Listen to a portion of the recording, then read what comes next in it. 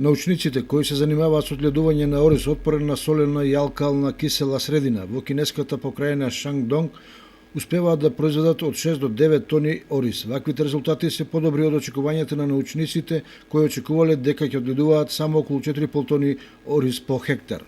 Овој ориз го доби името Юан Ми и е одгледан со помош на морска вода од Жолтото море. Морската вода е разредена и насочена кон оризовите полиња во близина на морето.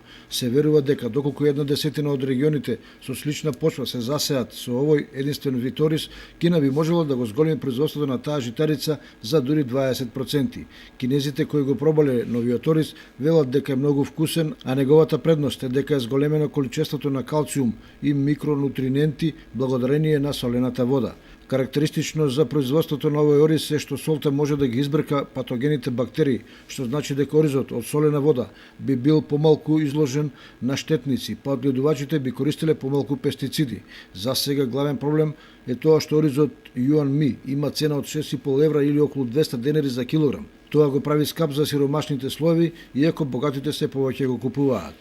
За сега нема потатоци кои хранливи, витамински и други компоненти ги содржи оризот од солена вода, како и дали има разлики при подготвувањето. Например, дали е добар за сутлијаш. Иако во Кочанско нема мори и солени води, сепак солени површини за да се одгледа ваков вид ориз има во Свети Николско. Но проблемот е што количините на вода за наводнување се ограничени и не дозволуваат создавање нови површини за одгледување оризова култура.